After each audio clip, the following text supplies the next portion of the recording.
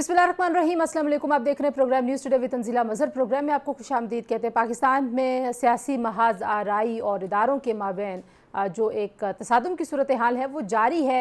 इमरान खान साहब को जो सुप्रीम कोर्ट और इस्लामाबाद हाई कोर्ट से रिलीफ मिला उसके ऊपर हुकूमत मुसलसल तनकीद कर रही है। दूसरी जानिब जो लोग मुलव्विस थे मुजाहिरीन तोड़ फोड़ में, उनके खिलाफ हुकूमत ने सख्ती से निपटने का फैसला किया है और लफ्ज़ इस्तेमाल किया जा रहा है दहशत गर्द। और इन दहशत गर्दों को 72 घंटों में गिरफ्तार करके इनके खिलाफ कार्रवाई की जाए, ये वज़ीर आज़म ने आज हुक्म दिया है।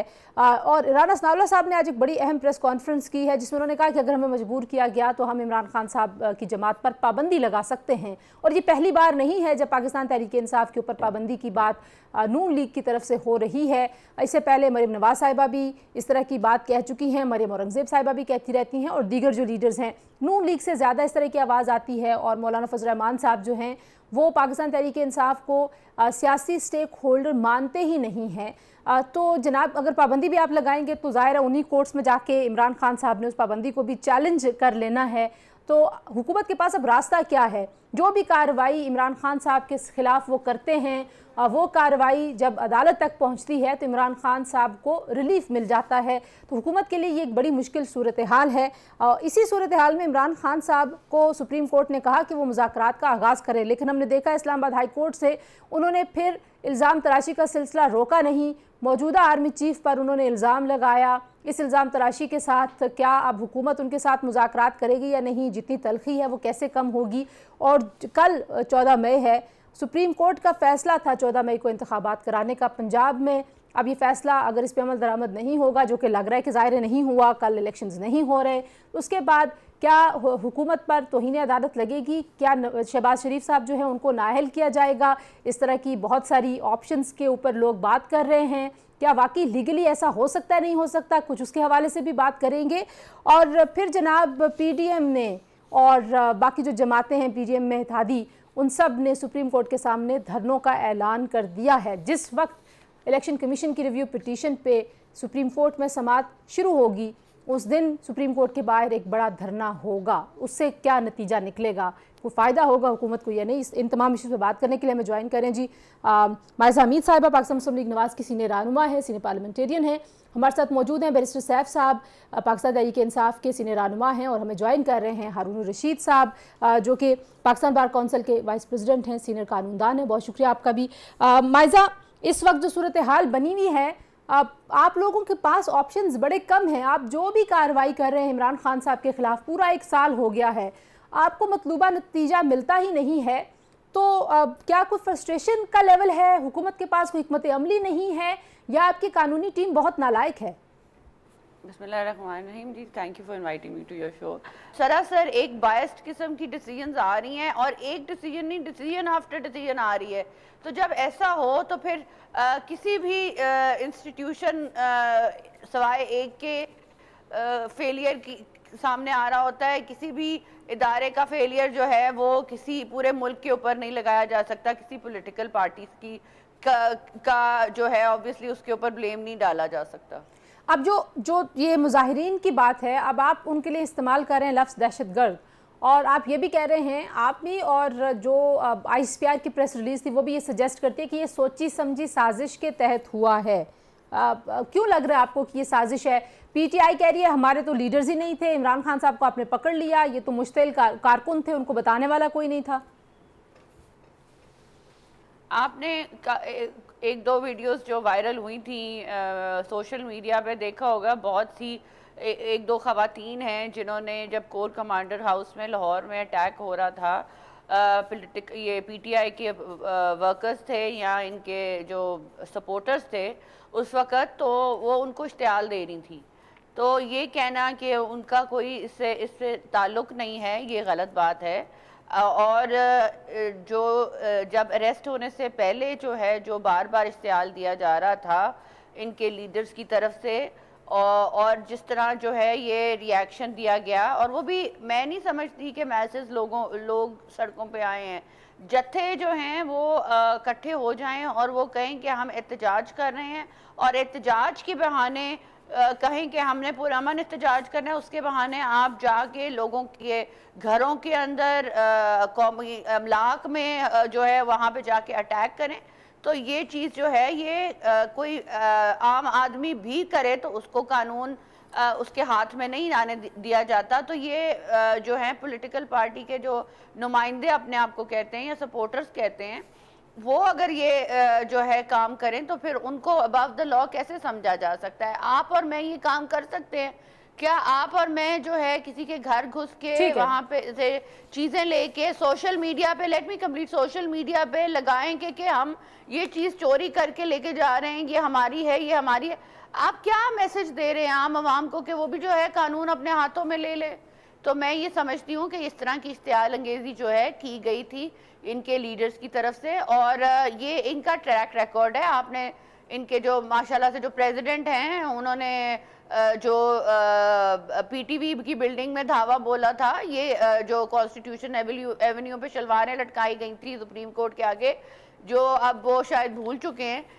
तो ये कन्वीनियंटली, तो मुझे ये बताएं कि ये चीजें जो है पहले पीटीआई की तरफ से पहले नहीं ठीक हुई, है, आप कह रही हैं कि PTI उनका के लीडर्स ट्रैक की तरफ से रिकॉर्ड है, नहीं और हुई। आप ये भी कह रही हैं कि वो कहते रहे बेशक हमारा ताल्लुक नहीं, लेकिन ताल्लुक बनता है। जो अब इस वक्त सूरत हाल बनी हुई है, हुकूमत और जो हमारी इस्टेब्लिशमेंट का बड़ा अहम इदारा है जहाँ से इतलात आती हैं, ISPR, दोनों की जानिब से जो बयानात हैं वो ये सजेस्ट करते हैं कि पाकिस्तान तहरीक इंसाफ ने एक सोची समझी साजिश के तहत आर्मी की इंस्टॉलमेंट पे, GHQ पे और कोर कमांडर लाहौर पे हमला किया है।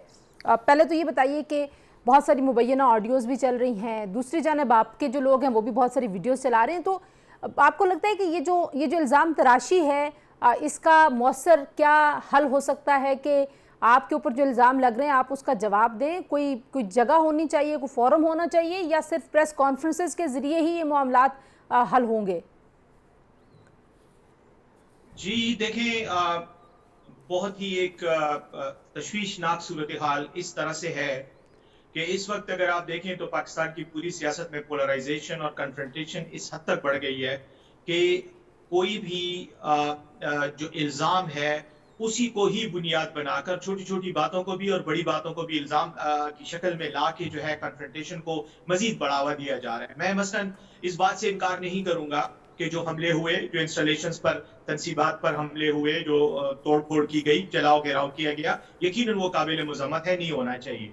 लेकिन दूसरी तरफ हमें इस बात का भी बहुत अच्छी तरह पता है कि जब भी सियासत में इंतशार और अफरा तफरी की सिचुएशन पैदा होती है तो उसमें कई चीजें फिर कंट्रोल से बाहर हो जाती हैं। जब आवाम आ जाती है उसमें मुख्तलिफ किस्म के लोग होते हैं, शरपसंद लोग भी होते हैं जिनको मसाइल को बढ़ाने में ही उनको फायदा होता है। लेकिन अभी बैरिस्टर साहब, अभी तो ये लग रहा है कि शायद इस सारी कन्फ्रंटेशन का फायदा इमरान खान साहब को हुआ। जैसे आप अभी बड़े क्लियर अंदाज में मजम्मत कर रहे हैं, खान साहब पूरा दिन कोर्ट में थे, वहाँ पे वो बात भी कर रहे थे, उसमें वो मजीद इल्ज़ाम तराशी कर रहे थे, उन्होंने बराह रास्त एक बार फिर आर्मी चीफ पे इल्ज़ाम लगाया, लेकिन उन्होंने मजम्मत नहीं की। कोर्ट्स की जानिब से जब उनको कहा गया तो वो एक बहुत ही लूली लंगड़ी सी मजम्मत थी, वो कोई बहुत असर्टिव किस्म की, कोई फोर्सफुल मजम्मत नहीं थी कि वाकई कारकुन उनकी बात सुन लें।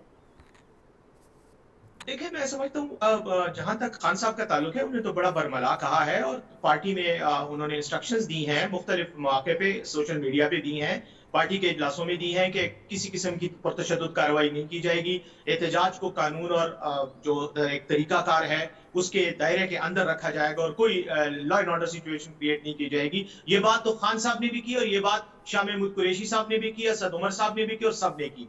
लेकिन बदकिस्मती से जैसे ही ये मसाइल शुरू हुए, एहतजाज शुरू हुआ, फौरी तौर पर पाकिस्तान तहरीक इंसाफ के तमाम बड़े कायदीन को गिरफ्तार कर लिया गया, जिसके बाद यकीनन जो आपका कारकुन होता है उसको अगर इंस्ट्रक्शंस नहीं मिल रही, उसकी लीडरशिप नहीं है, तो वो यकीनन बेलगाम हो जाता है। और उसमें फिर मैं आज फिर ये बिल्कुल आपके प्रोग्राम में भी बिल्कुल वसूख से कह सकता हूँ कि जो गड़बड़ की गई, ये जो लॉ एंड ऑर्डर की सिचुएशन क्रिएट की गई, उसमें मैं यकीन से आपको कहता हूं कि इसमें हमारे पॉलिटिकल मुखालफिन थे, शरपसंद थे। क्योंकि एक बात देखें, लॉजिकली पाकिस्तान तहरीक इंसाफ को किसी इमारत को जलाने से कोई फायदा नहीं होगा। हारून साहब, सियासी रहनुमाओं की गुफ्तगू सुने तो इसमें जो बहुत बड़ा कंसर्न और तहफ़्फ़ुज़ात हैं वो कोर्ट्स की तरफ से अनड्यू रिलीफ, क्या ये लफ्ज़ होता है कि आपको कोई अनड्यू प्रोटोकॉल मिले? जिस तरीके से उस दिन सुप्रीम कोर्ट की कार्रवाई कंडक्ट की गई, जाहिर है कोई जितना बड़ा लीडर हो अगर उसके ऊपर इल्ज़ाम है तो कोर्ट की नज़र में वो एक मुल्ज़िम की हैसियत से पेश होते हैं और उनको आप ग्रीट कर रहे हैं, आप उनको गुड लक कह रहे हैं। अब आप कैसे इसको देखते हैं एक सीनियर कानूनदान होने की हैसियत से? देखिए, अगर सुप्रीम कोर्ट ने उन्हें गुड लक कहा है तो मैं तो एक्सपेक्ट करता हूँ कि आइंदा जो भी एक्यूज किसी भी केस में हो, चाहे वो सियासी हो या ना हो, कोर्ट का रवैया फिर आम लोगों के साथ भी ऐसा ही होना चाहिए कि कोई भी मुलज़िम आता है वहाँ पे उस पर जुर्म तो साबित नहीं होता, वो बेल मैटर में खड़ा होता है, तो उसे बस फिर मोहतरमी करके बात करनी चाहिए तमाम लोगों के साथ। तो क्या ऐसे होता है बाकी लोगों के साथ भी? कभी नहीं हुआ, कभी नहीं हुआ। और अगर क्योंकि एतजाज साहब कल मेरे प्रोग्राम में कह रहे थे कि वो अताब बंदयाल साहब का तो रवैया ही ऐसा, उनकी शख्सियत ही ऐसी, वो इतनी नफीस तरीके से बात करते हैं। नहीं, वो नफीस तरीके से बात करना अलग है, लेकिन किसी मुल्ज़िम को ये कहना कि आपको देख के खुशी हुई है, ये एक्सपेक्ट नहीं किया जा सकता। और अगर करें तो सारे लोग करने चाहिए। इस केस में स्पेशली ये है कि एक हाई कोर्ट ने इस गिरफ्तारी को जस्टिफाइड करार दिया था। हाई कोर्ट ने सिर्फ ये कहा था कि जो तोड़ फोड़ हुई है उस पर FIR करें और जिन लोगों ने किया उनके खिलाफ कार्रवाई करें। लेकिन दूसरे दिन अपहोल्ड क्यों नहीं किया फिर हाई कोर्ट ने भी उस मामले को? मैं आपको बताता हूँ कि जब हाई कोर्ट ने ये ऑर्डर कर दिया तो फिर जो ट्रायल कोर्ट थी उसने रिमांड भी दिया 8 दिन का, ताकि इन्वेस्टिगेशन कंप्लीट हो। अदरवाइज़ तो हम ये देखते हैं कि जब भी हाई कोर्ट सुप्रीम कोर्ट में पेश होते हैं किसी रिलीफ के लिए, तो कहा जाता है कि जी इन्वेस्टिगेशन में कोर्ट्स इंटरफेयर नहीं करेंगी। जब तक इन्वेस्टिगेशन कंप्लीट नहीं होती कोई भी मुकदमा खारिज नहीं होगा या उसके ख़िलाफ़ कोई उसकी फेवर में कोई आर्डर नहीं होगा इन्वेस्टिगेशन में। और ये तो ऑलरेडी अंडर इन्वेस्टिगेशन था, अरेस्ट थे, अंडर अरेस्ट थे, तो अंडर अरेस्ट हो तो इन्वेस्टिगेशन में सुपीरियर कोर्ट्स इंटरफेयर नहीं करती। और अगर ये एक्स्ट्रा ऑर्डिनरी रिलीफ दिया गया है कि इन्वेस्टिगेशन को रोक के और रिमांड को रोक के एक एक्यूज़ड को रिलीज़ किया गया है, और न सिर्फ एक केस में रिलीज़ किया गया है बल्कि उनके ख़िलाफ़ जो रजिस्टर केस हैं उनमें भी फेवर की गई है, और जो रजिस्टर अभी नहीं हुए तो उनमें भी की गई है। लेकिन क्या एक तो आप कह रहे हैं कि उनको रिलीज कर दिया गया, दूसरा उनको अपनी कस्टडी में भी लिया गया। क्या पाकिस्तान की लीगल हिस्ट्री में, जुडिशियल हिस्ट्री में कोई ऐसा पहले प्रेसिडेंट है कि सुप्रीम कोर्ट किसी को अपनी कस्टडी में ले? कस्टडी में नहीं लिया, उन्होंने मेहमान ठहराया एक दिन के लिए। अच्छा, ये कस्टडी नहीं है, उनके साथ लोग भी मिलते रहे, सदर पाकिस्तान मिलने गए। तो जो शख्स कस्टडी में होता है उसकी डिस्क्रिशन किसी की मुलाकात की पुलिस के पास होती है, इन्वेस्टिगेटिंग इदारों के पास होती है। अगर वो मिलने दें किसी वकील को तो मिलने का राइट है, लेकिन बाकी लोगों को मिलने का कोई राइट नहीं होता। तो ये भी अनप्रेसिडेंटेड था? ये भी अनप्रेसिडेंटेड। ठीक है जी, एक ब्रेक लेते हैं जी, ब्रेक के बाद वापस आते हैं। कल 14 मई है, इस मामले में अब क्या होने जा रहा है कुछ उस पर बात करते हैं, हमारे साथ रहिए।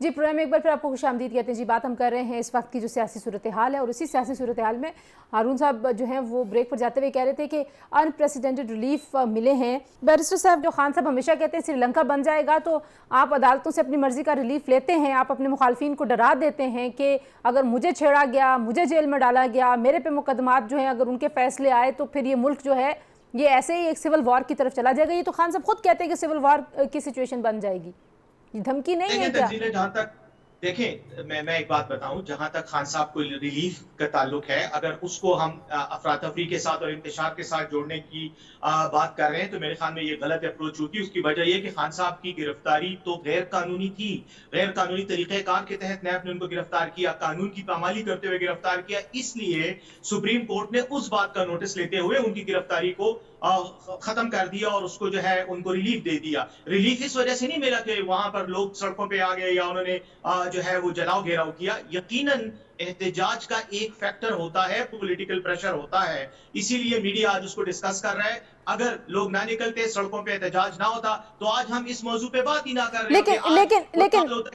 लेकिन जैसे कि मॉडल टाउन में 14 लोगों को दिन दहाड़े पुलिस ने कत्ल किया, यही वजीर आजम उस वक्त वजीर आला था, यही वजीर दाखिला उस वक्त वजीर कानून था पंजाब का, किसी ने बात में नहीं पूछा। आज भी वो लोग बरी हो गए और हम उस पर बात ही नहीं कर रहे। तो पॉलिटिकल प्रेशर का एक फायदा तो यकीनन सियासी पार्टियों को होता है। लेकिन जो वायलेंट प्रोटेस्ट है, जो इस तरीके से तोड़-फोड़ जलाओ घेराव है, इसको आप समझते हैं कि एक पढ़ी लिखी जमात पाकिस्तान तहरीक इंसाफ जो मिडिल क्लास और अपर मिडिल क्लास को रिप्रेजेंट करती है, आज आपको लोग कंपेयर कर रहे हैं आपकी साबिक जमात MQM से, आपको पता है कि MQM के क्या हालात है, तो आप इस कंपैरिजन को देखते हैं कि वाकई हम उस नहज पे ले गए?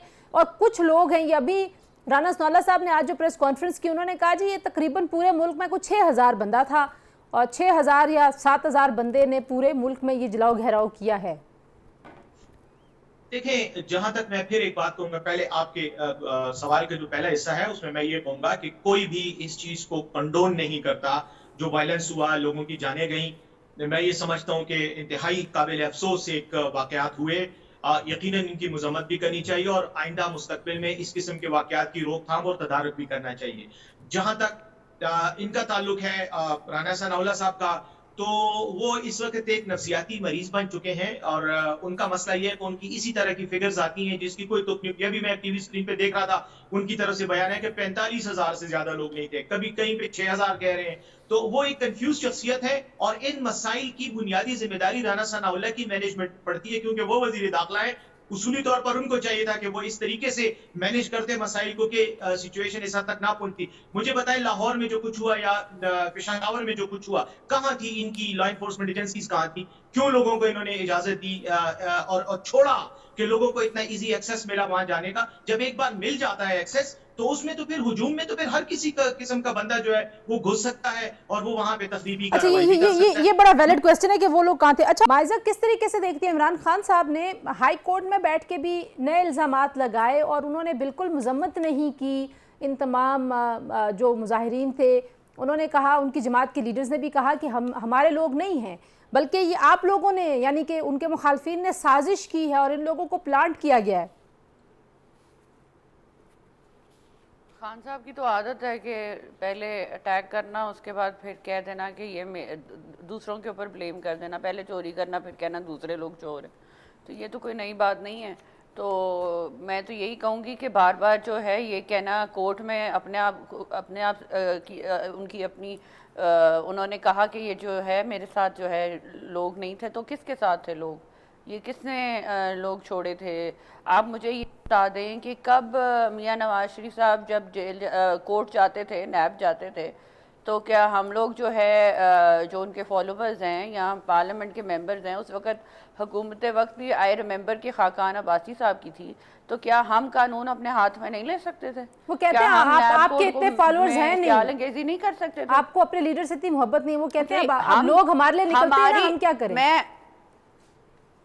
मैं आपको बताती हूँ, जब आप कुछ लोगों को जो है वहाँ पे आर्म्स एंड एम्यूनिशन दे के उनको ट्रेन करके आप जत्थों की सूरत में किसी बिल्डिंग में छोड़ दें या किसी जगह पे छोड़ दें और वहाँ पे जाके जो है वो इश्तियाल अंगेज़ी करें, क्या इसको आप फॉलोअर्स कहेंगे? तो इस तरह अगर मुझे कल कोर्ट बुलाए और मैं चंद लोगों को जो हूँ वहाँ आर्म्स एंड एम्यूनिशन दे दूँ और उन्हें कहूँ कि जो है वो रिएक्शन शो कह रहे हैं कि ये आपके लोग थे, आप लोगों ने लोगों को लेट मी कंप्लीट, और फिर उनको कहें कि कोर्ट्स को और हुकूमत वक्त को ब्लैकमेल करें कि मुझे छोड़ो, तो क्या मैं नहीं ये कर सकती? क्या आप नहीं ये कर सकती? ये बात गलत है और ये गलत एग्जाम्पल सेट की है। अगर ये फॉर्मर प्राइम मिनिस्टर थे तो इनको रिस्पॉन्सिबली एक्ट करना चाहिए था। इनके लीडर्स ने भी इश्तियाल दी। ये सोशल मीडिया का दौर है, सब कुछ सामने आ जाता है। इस ब्लेम को ये कहें कि मीठा मीठा हप हप और जो है दूसरा थू थू। आप मुझे ये बता दें कि ये किस तरह, ये साथ साथ ये कह रहे हैं कि वो मेरे मैसेज ने मुझे सपोर्ट किया, साथ साथ कह रहे हैं कि इन्होंने जो है लोग छोड़े हुए थे। तो ये क्या, मुझे ये तो कॉल और मुझे तो तजाद नजर आ रहा है दोनों स्टेटमेंट्स में। तो ये गलत बात है। और आपको मैं ये बता रही हूँ ना कि ये चीज़ कॉन्स्टिट्यूशनल एवेन्यू पे छोटी थी, अब ये जो है बड़ी हो गई और ये स्प्रेड हो गई। आप इस तरह की जो हरकत कर रहे हैं, कानून को अपने हाथ में ले रहे हैं, इदारों को ब्लैकमेल कर रहे हैं, ये चीज़ें तो हम जो है आम आदमी करना शुरू करे उसके लिए भी आसान है, टेररिस्ट के लिए भी आसान है। लेकिन क्या जो है पार्लियामेंट को या गवर्नमेंट को या किसी इदारे को उस टेररिस्ट ग्रुप की साइड लेनी चाहिए? ये सवाल करना चाहिए उस ग्रुप से, उस इदारे से जिसने उस ऐसे ग्रुप की साइड ले रहे हैं। ठीक है, आप कह रही हैं कि अदालतें जो है वो ज़्यादा साइड ले रही हैं, लेकिन आप हारून साहब हम ये भी देखते हैं, जैसे अभी मैं बैरिस्टर साहब से भी बात करी थी कि इमरान खान साहब कहते हैं कि अगर आप लोगों ने मुझे छोड़ा नहीं या आप लोगों ने मुझे पकड़ा, दोनों सूरतों में पाकिस्तान में श्रीलंका जैसे हालात हो जाएंगे। तो ज़ाहिर है अदालतें भी ये बयानात सुनती हैं, अदालतें भी देखती हैं, ये भी थ्रेट है एक। तो क्या इसको थ्रेट के तौर पे लेना चाहिए? वाकई अदालतों को ये इस तरह की चीज़ें इन्फ्लुएंस करती हैं?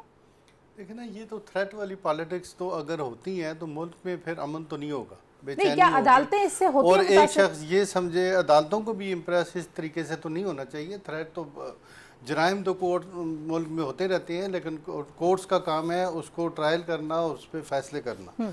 जहाँ तक सियासत का काम है, तो मैंने तो अपनी ज़िंदगी सारी में सियासत पहली दफ़ा देखी है कि जिस सियासी पार्टी के लोग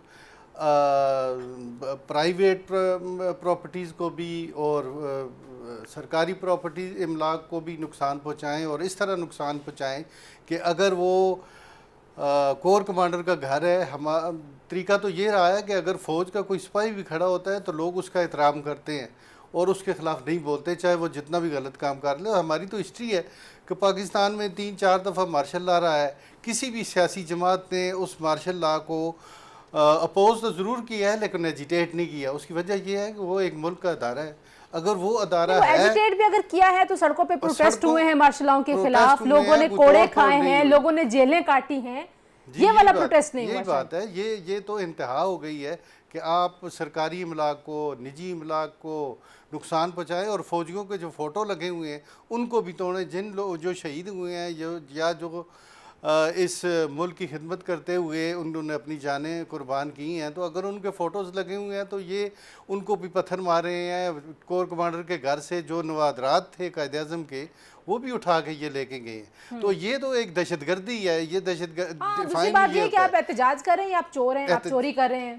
एहतजाज सिर्फ ये है कि आप पीसफुली किसी भी जगह से गुजर जाएं कि ये हमारा राइट है, हमें जो ग्रीवेंस है हम उसको एजिटेट करें। लेकिन किसी भी शख्स को मारना, गाड़ियाँ प्राइवेट लोगों यानी कि बेशुमार गाड़ियाँ इन्होंने जलाई हैं।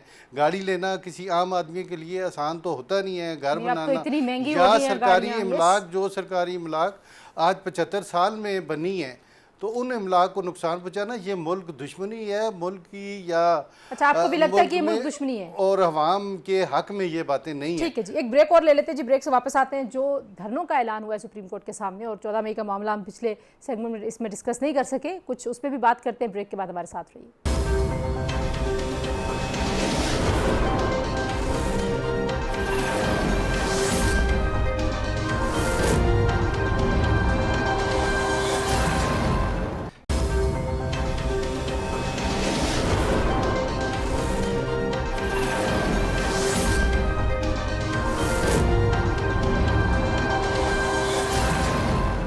जी, प्रोग्राम में एक बार फिर आपको खुशामदीद कहते हैं। हारून साहब, अब 2-3 कानूनी मामलात हैं। एक तो 14 मई का मामला था, अब सुबह 14 मई है, अमल दरामद नहीं हुआ और चीफ जस्टिस साहब ने कहा था कि हम इसको लेके नहीं बैठे रहेंगे, अमल दरामद नहीं होगा तो फिर आइन के मुताबिक इसके ऊपर हम देखेंगे। तो कैसे देख रहे हैं आप? उस वक्त समात भी है, साथ धरने शुरू हो रहे हैं और हुकूमती जमातें धरने कर रही हैं सुप्रीम कोर्ट के सामने।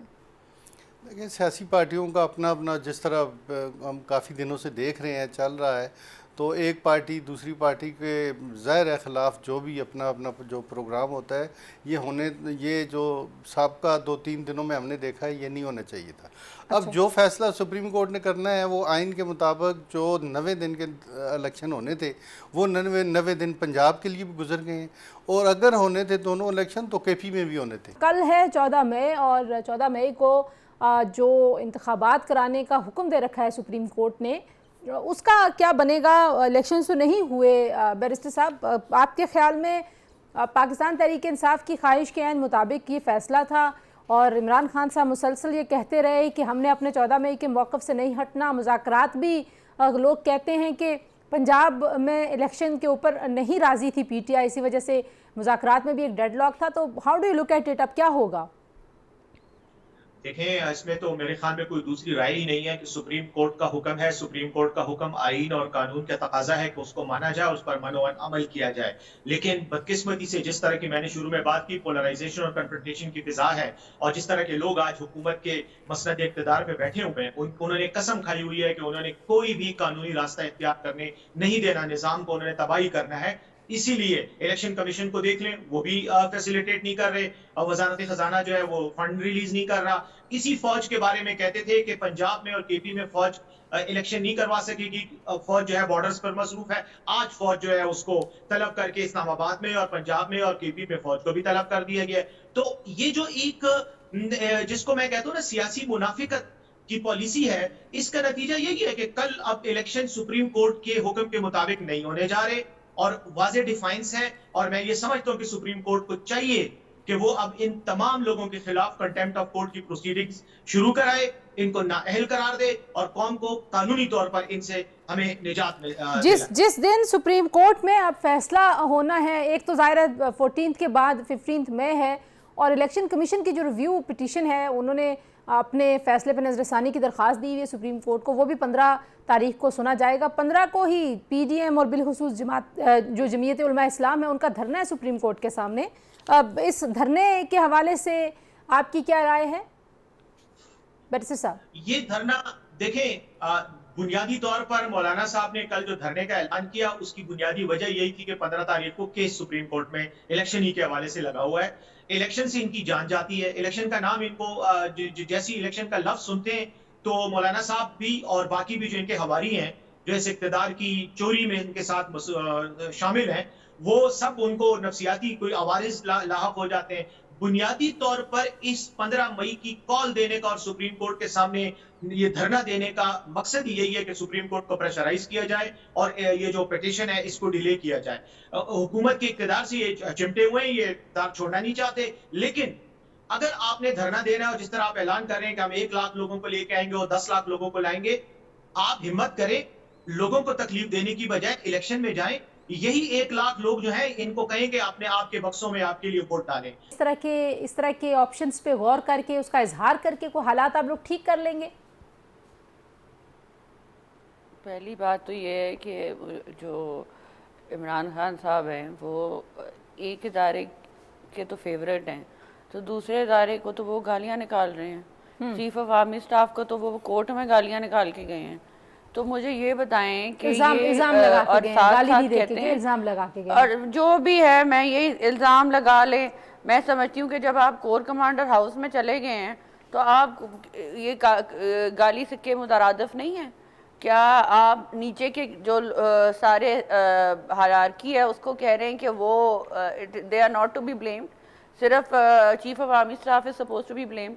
ये गलत बात है। ये डिवाइड एंड रूल वाली पॉलिसी है। इमरान खान साहब जो हैं वही काम तो ये कर जो रहे हैं। धरना आप लोग दे रहे हैं इससे क्या हासिल करना चाहते हैं आप लोग? आप लोग भी तो फिर अदालत को दबाव में ला रहे हैं, अगर इमरान खान साहब ला रहे हैं तो।